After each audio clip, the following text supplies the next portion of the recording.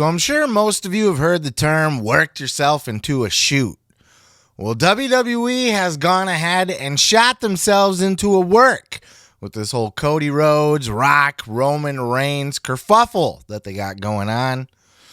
All of this started back at the Royal Rumble when Cody Rhodes won the Royal Rumble. He got up on the ropes and he pointed at the sign. Look, I'm starting to come around to pointing at the sign, actually, too. It's starting to grow on me after a while, right? It used to be annoying. Now everybody kind of has fun with it. Like, yeah, I get to point at the sign. It's a thing now, right? It's starting to grow on me after 10, 15, 20 years of doing it. But regardless, Cody Rhodes pointed at the sign and declared. And not only did he point at the sign, he pointed at Roman Reigns. He called his shot to be the continuation of the story that was told building into last year's WrestleMania, which shocked the fuck out of me, by the way. Like, I looked like a complete and total mark. When Roman Reigns got the 3, I was like, what the fuck? And then I was outraged, and then I started to grow, started to kind of get used to the idea of Cody telling the story over a longer term. You know, now this is a 2-year story. If he gets to come back and face Roman Reigns at this year's Mania, then all's well that ends well, right? It's perfect. It was a 2-year story. And, you know, when you wait and you let the story play out and it's all said and done, you can look back at it and go, wow, they really did something there.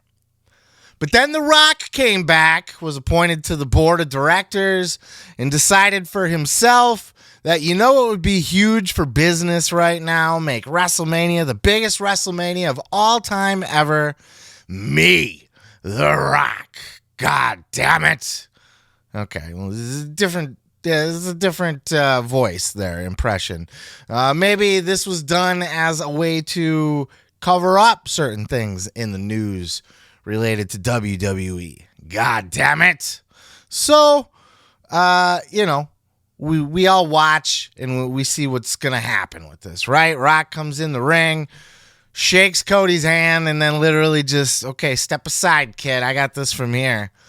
And it seemed to be that was, obviously they were telling a story, but then all the news sites started reporting that they weren't telling a story and that, no, this is what's happening now, that The Rock, in fact, had this in his contract or deal to be part of the board, that he'd also get to main event another WrestleMania or some shit, and that this was his pitch directly over Triple H's head. So he went over Creative's head, and he went in straight to Nick Khan, straight to Ari Emanuel, and made his pitch, which The Rock has a history of doing, which we will talk about. I think I want to do a whole different segment on that, The Rock's whole run in the DC universe, and it does show a pattern. So those of you thinking this has been a work from the beginning, it could be, but The Rock has a history of this outside of the wrestling business, behind the scenes. This is a problem for The Rock. Rock is very proud of himself, very high on himself, if you will, very high on his position in the entertainment industry and as a draw. And he thought, look, this will be the biggest WrestleMania of all time. But then the internet started complaining, as the internet always does. But wrestling fans, more importantly, have always been this passionate. Look back as far as you can remember. Look back when Brock and Goldberg had their match at WrestleMania 20. The crowd booed both of these guys completely out of the building. And to hear Rocky sucks chants from the crowd on Monday Night Raw, Rocky sucks. When's the last time you heard that? What's next? Die, Rocky, die? My God. Death threats to his daughter? The internet did their thing and they made their voice heard. Overly heard. We leave The Rock's daughter out of this. She has nothing to do with this. She's an independent person, right? Do you need to be held accountable for what your dad does? I doubt it, right? Because if you did, holy shit. But so now what do we do with this mess, right? The Rock sitting backstage going, well, clearly I'm the biggest draw in the history of the world, and I should be the main event of this show, but there are these pesky Cody Rhodes loudmouths out there, or Cody Rhodes Crybabies, as he referred to them on the Pat McAfee Show, which dropped earlier in the day as a prelude to the press conference. Check out this clip. But here's the fun part about this is you have, and I've known Cody for a long time. He's a buddy of mine. The American Dream, Dusty Rhodes, and my old man, soul man, Rocky Johnson, they were boys. They tag teamed together down in Florida. We used to go over to the Rhodes house a lot, all the time when I was growing up. And so we're tight in that way. I love Cody. I love his passionate fans. Then there's the other passionate fans of Cody. Yep. And they're called the what's that? Oh, Cody Crybabies. Yeah, that's what they're called. Okay, all right, okay, got it. I didn't know the name that was coming. It was the Cody Crybabies, and these are grown-ass men. And Cody gotta finish his story. He had to finish his story right now. It's like, wait a second, hold on. Hey, Dad, you want to go outside and play catch with me? Not now. Cody's gotta finish, and I'm upset. The wife comes in. Hey, honey, do you want to go have sex? Not now. Cody's gotta finish his story. At the end of the day. Look, you got the Cody Crybabies and you have the Cody fans and you have Cody himself, and there's a clear distinction between the three. But The Rock says this, those Cody Crybabies, the ones for every 10 tweets, they're shoving a chicken McNugget in their mouth. For every 20 tweets, they're shoving 2 McNuggets up their ass. What? The Rock says this, all you got to do is sit back, know your role, shut your mouth, and enjoy the ride that The Rock is going to take your candy asses on. So hashtag that. Hashtag shut your bitch asses up.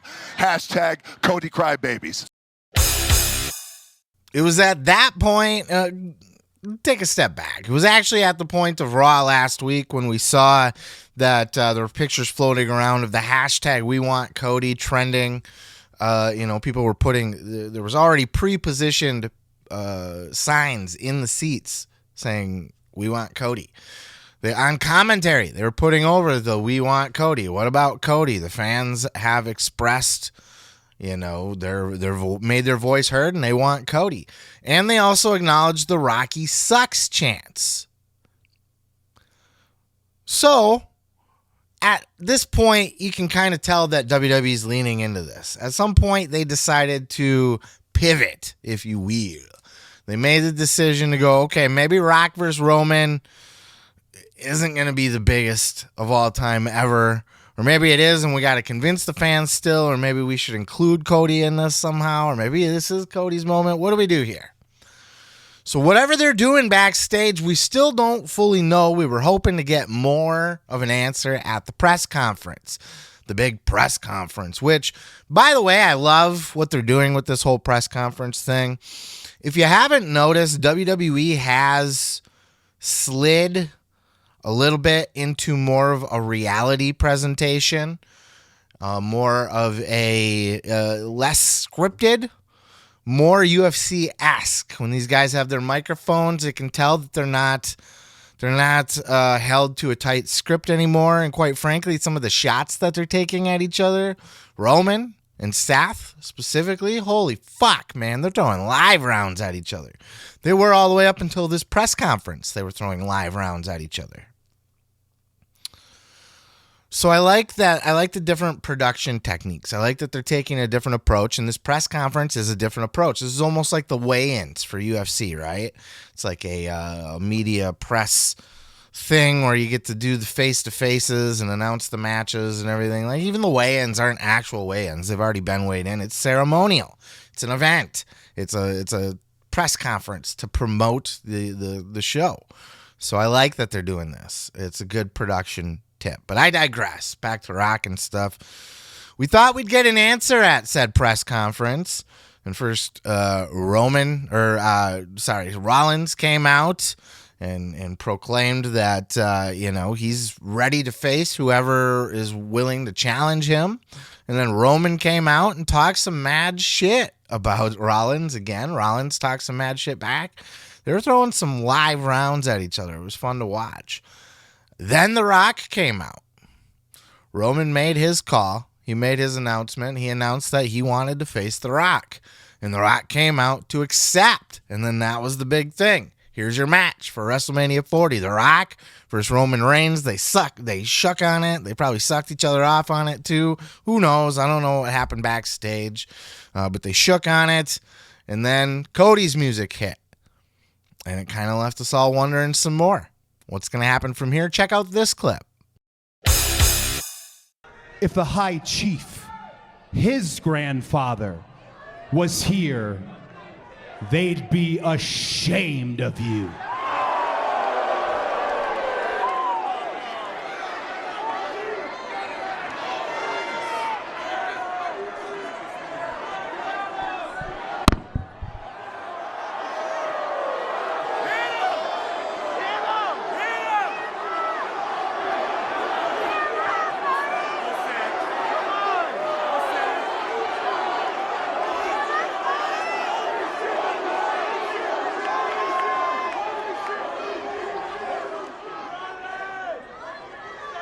Let me make something perfectly clear to you.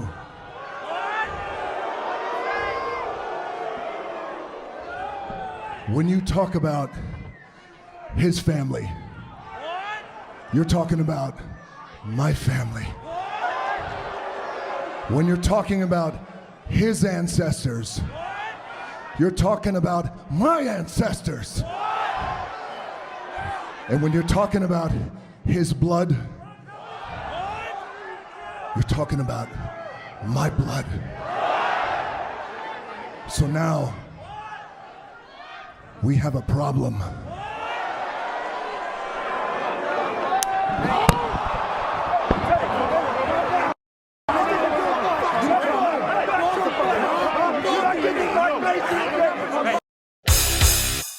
So with the Pat McAfee Show clip, it seemed like The Rock was kind of playing into it a little bit. It was a reality Rock, but he still kind of played just a smidge of a heel.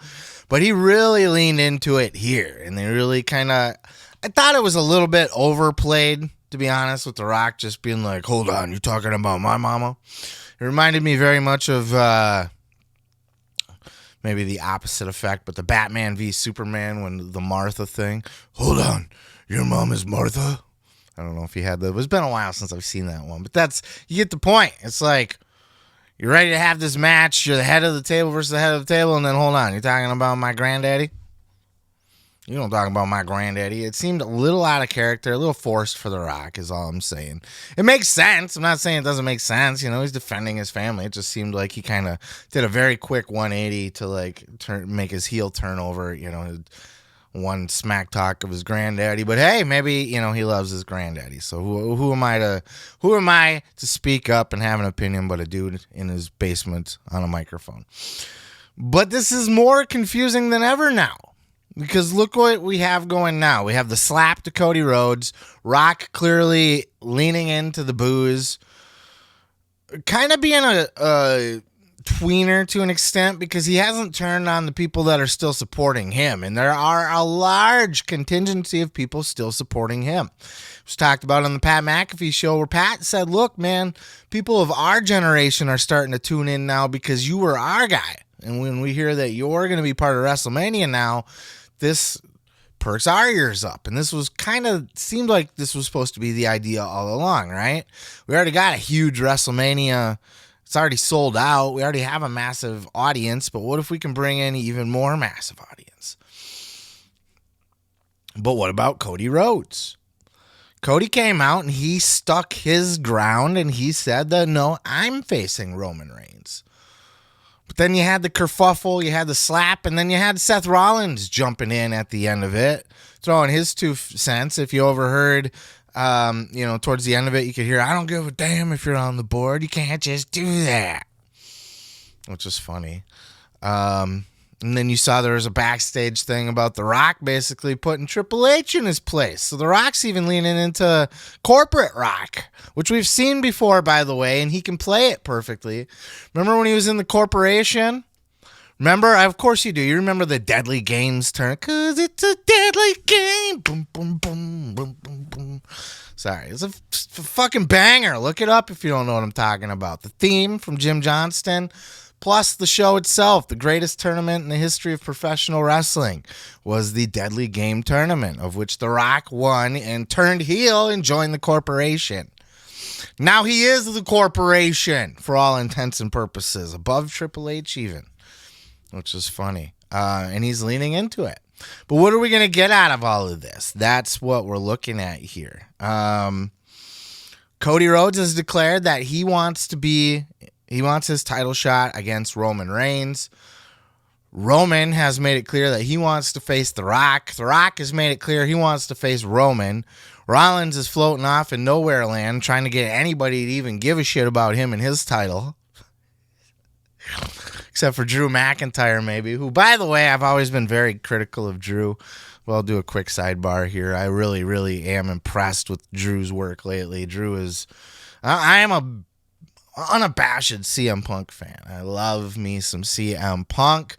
But, I'm not so into it that I can't laugh at the shit. And I thought Drew's promo, I prayed for this and it happened. I vanquished the demon that is CM Punk, the t-shirt and everything. I fucking love it. I love it. He's doing great work. Maybe he's the right pick for Rollins. But now Rollins jumped in and into the pile here. And it makes me curious. Let me throw this at you a little bit. And I don't know if this is necessarily going to be the case for WrestleMania. We got a lot to talk about here. We're not wrapping up anytime soon. So just sit back here. So remember at the beginning of the press conference, if you watched the whole thing from the very start and didn't just tune in for the Rock part of it, Triple H came out and kind of started, telling the history of WrestleMania by saying, in 1985, there was a tag team match, and so on, right? But he set it up by talking about the main event tag team match. Paul Orndorff and Roddy Piper versus Hogan and Mr. T. With Muhammad Ali and such. Why did he painted that whole entire picture? Was it just to paint the picture of the first WrestleMania, or was it to set the standard, set the groundwork, if you will, to lay the foundation of saying a huge main event tag team match is not out of the question for a WrestleMania main event? And maybe we're looking at, instead of a title match, we're looking at The Rock and Roman Reigns versus Seth Rollins and Cody Rhodes. Perhaps. I don't know that that's going to happen, because I don't think you could get away with not having a title match at WrestleMania. So then maybe you're looking at a night 1, night 2 situation. I think that would piss a lot of other people off, that Roman Reigns and or The Rock and or everybody else involved in night 2's main event gets to be part of night 1's main event as well. What about the chicks? What about the lady wrestlers, if you will? I'm sure Becky Lynch and Rhea Ripley would love that main event spot. What about Seth? Is Seth going to defend his title? What about that one? Is that going to main event spot? Probably not. Don't think so. I don't think we're there storyline-wise. So it's still a mess. We have no idea where this is going yet. We could have a tag team match. That's one direction. Or another direction, quite frankly, folks, I know, even myself, you hear a lot of the old timers and stuff talk about how they hate triple threats, fatal four ways, all of that. Even myself, I am not all that high on triple threats, to be honest with you, or fatal four ways. Like the Royal Rumble fatal four way, I was kind of like, okay, I guess. I don't like those kind of matches. Every once in a while, they're fine. I'm not saying never do them. And Royal Rumble was every once in a while for that. But it's, the main event, it's just, there's something just more special about a one-on-one confrontation, the one-on-one story, the one-on-one promos. But this is one of those very rare instances in professional wrestling where I feel like we have ourselves a natural, just ground built, natural, 100% authentic, organic triple threat match. Doing that. In real life, if we were pretending that wrestling was real, which we don't, but if we were pretending that it was, how would a triple threat match happen organically in real life? A lot of times it's just the booker man who says, Nick Aldis saying, you know what, Paul Heyman, now your champion's going to have to defend against all of these people. which is not a British accent at all. I don't know where that came from. I apologize for that. Admonish me, if you will. Where was I now? But the triple threat came through organically. We have a situation where we have two guys that were destined to face each other one-on-one. It was in the cards. They had the rematch built in from last year, so they got that story. Plus, Roman cheated last year, so it's not like he, beat Cody fair and square, 1, 2, 3 in the middle of the ring. We had Cody scratch and claw his way back all year long, win the Royal Rumble again to earn his spot. It is a great story. That story is all you need to sell WrestleMania, and quite frankly, that's what sold WrestleMania. People kind of know that this is where we're heading. But then you got The Rock coming in. He's the big star. He's the big star from the past. He's on the board now. People know that. It's been publicly acknowledged. Rollins said it in the press conference. So apparently they're going to use it in storyline. They're not going to hide from the fact that Rock has controlling power backstage essentially now. You could use that to tell the story that Rock has forced his way in. That, look, man, I want my head of the table match with Roman. I'm taking it at WrestleMania. I don't really care about Cody. Well, the pesky thing is Cody actually earned it, and contractually speaking, he gets it, no matter what The Rock says. That is a natural-born triple threat match if I've ever seen one. But again, to me, it takes away from the specialness of it, because The Rock and Roman Reigns, that's a match I want to see, by the way. That's a match I want to see at WrestleMania, by the way. I want both. I want my cake and I want to eat it too. I think a lot of people feel that way. There's nothing yawn about the head of the table match. Rock said it in a promo before that this story started as soon as Roman uttered the words head of the table, tribal chief. It was at that very moment people started speculating, is this going to lead to The Rock coming back? And that's why that match became so important, why people kept speculating on it over the years. Because clearly the whole bloodline storyline is missing a very critical, very large, very historically significant part of that story has been missing off of TV, and that's The Rock. Well, here he is in all of his fucking Rocky glory. Here I am. Problem is, we kind of like this Cody Rhodes fella. We kind of got behind him. Got behind him last year when we thought he was going to win. And word was that was exactly where Triple H was going with it. He wanted Cody Rhodes to finish the story right then and there. Triple H has been on record of saying he thinks Cody Rhodes is the guy. He has all the tools. And he really is, by the way. Cody makes all the appearances. He does all the matches. He toughs them out when he's hurt. He makes the Make-A-Wish things. He signs the autographs for the kids. He talks to everybody. He's polite to everybody. Man, Cody is the guy. He's built to be the baby face of a company. He's the new John Cena. But, he had his match last year and he didn't get it. Apparently, word was Vince stepped in and said, "No, you know what? I think we're going to stick with Roman on this one. LOL." Okay, fine. I mean, it was shocking. It made for a shocking finish. And I like those every once in a while, like The Undertaker losing the streak. Sometimes you got to have a finish that makes you go, what? What are they doing? Because it keeps you on your toes as a wrestling fan. Never say never. Anything can happen. Yada, yada. It tells a more interesting story after you get past the idea that Cody's story didn't complete a story. Now what? Now what's Cody's story? Can he scratch back? Will he be able to? Now who could possibly defeat Roman, the unstoppable fucking juggernaut that is Roman Reigns? You see what I'm saying? New stories were told out of that were actually quite interesting once you got over the butthurt.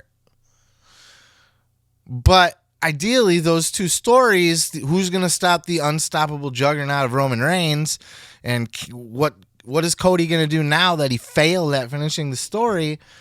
Well, obviously, the best story you could tell for both of those is that they end up meeting again. Cody ends up earning his way back to the top. Roman ends up laying out every challenger before him, your LA Knights, your AJ Styles, your Randy Orton, all of them, until it's back, Jey Uso, until it's back to him and Cody. It's inevitable. It's destiny. At the same time, The Rock and, like I said, Rock and Roman, I mean, that head of the table match, my God, like it writes itself. Here's this guy that's been walking around for 3 years, 5 years, claiming that he's the head of the table. He's the tribal chief. He is the man in this bloodline that makes all the decisions. He is the top guy in this entire family. Well, hold on a minute. There's one guy you're forgetting about that's kind of a little bit bigger deal than you are, even, Roman.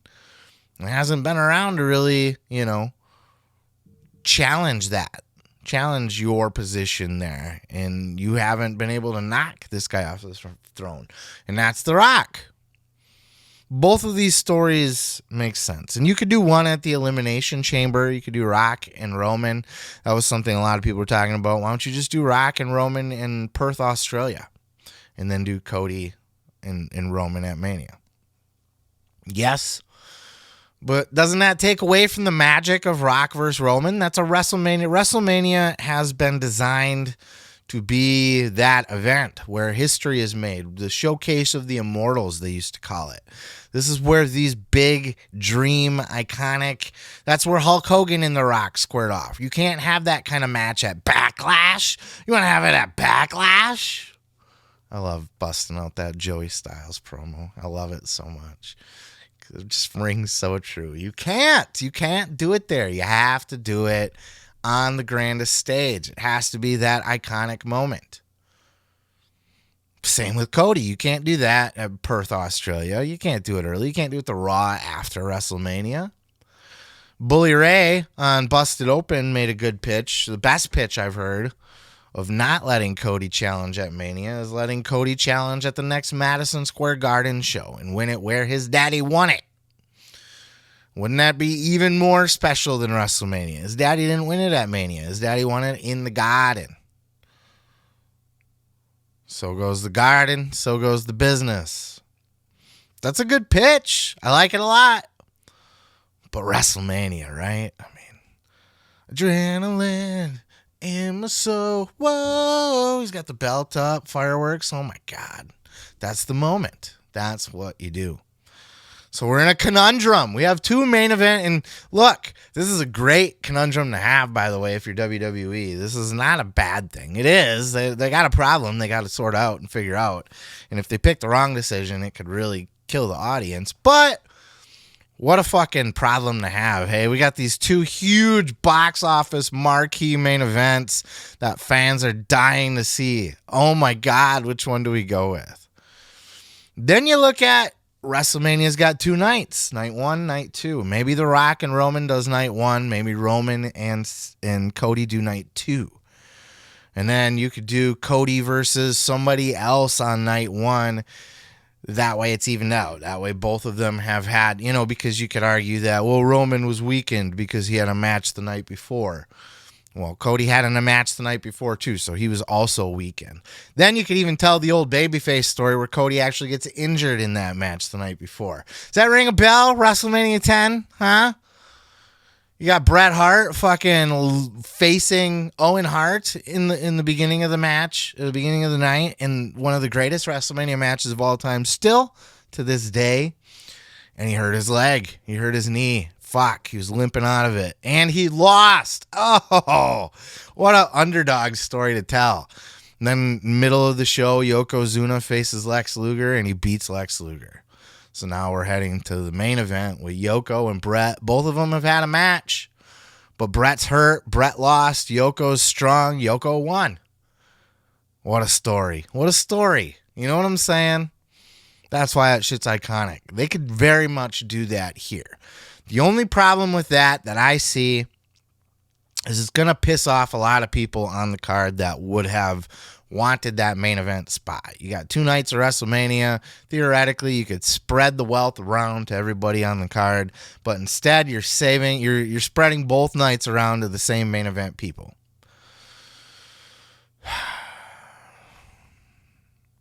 And what's Seth's role in all of this? He got involved. That's why I brought up the tag team thing. But that would be such a stupid thing to do at WrestleMania. That could happen at a elimination chamber or on a Raw or something. But you don't want to waste a WrestleMania match on that. You want the one-on-one between Roman and Rock, and you want the one-on-one between Cody and Roman, and you want them both, to make sense, and you want them both to be good. I think you do the night 1, night 2 thing is the best option. I do think the runner-up is the triple threat. You don't get the iconicness out of the triple threat. I think that's the problem with the triple threat. The story makes sense for it, but you don't get that iconic all-time match of the ages image from 3 people in the ring. I don't know. It'll be interesting to see where it all finds itself, where it all lands, how it all plays out. What if the crowd thinks of this? Are they going to continue to boo Rock now? Or are there going to be people that... the other problem to consider here with Rock calling people's fans Cody Crybabies is that could encourage people that are behind the Rock to start turning on Cody. And I don't know that that's good business either. And frankly, I don't think Roman and Seth taking such jabs at each other is good for business either. If this was the UFC, fucking ain't right, but it's not. It's wrestling, and at the end of the day, you're all on the same team. You're all trying to raise the ships, right? So when Roman takes the piss out of Seth, what does that do for Seth's drawing power? It doesn't. When Seth tries to take the piss out of Roman, what does that do for Roman's drawing power? It doesn't. So maybe a little less of that. Somebody should step in and kind of, look, guys, throw your bombs, have your fun, make it more realistic, but let's at the end of the day remember that we need to make money with these people. So let's remember that as well. So I'll leave it there. I've been talking on this a long ass time, but my God, there's so many different directions and you got to explore them all. Is there going to be a tag team? Is there going to be a triple threat? Or are they going to do a night 1, night 2 and do both matches? Is something going to happen in Australia?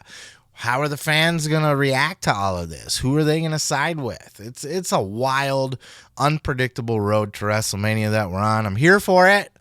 Again, it's a good problem to have. I am a little bit nervous that they'll do something bad that makes me go boo and piss on the whole thing. But I do hope that they do pull it together and do something awesome. I'd love to hear your thoughts down in the comments below. Think this has been a work the whole time, or do you think it kind of went as I and many others have kind of called it, that it started as, nope, this is what The Rock's doing, and then the reaction from the fans was so sour that they had to kind of move to something different. So, with that said, what do you want to see? Rock versus Cody? Rock versus Roman? Rock versus, Rock versus Cody? Cody versus Roman? How do you want to see it? What do you want to see? Where do you want to see it? Let's have the conversation in the comments below. Just keep it going. I'm sure there'll be more on this in the future. I don't typically cover in-ring stuff, but all of this happened at a press conference, so it's fair game for me. I'm going to go ahead and move on to the next. Let me tell you something, brother. You can check out full episodes each and every Sunday right here on this channel, dude. Don't forget to like, don't forget to subscribe, and don't forget to take your vitamins and say your prayers, brother.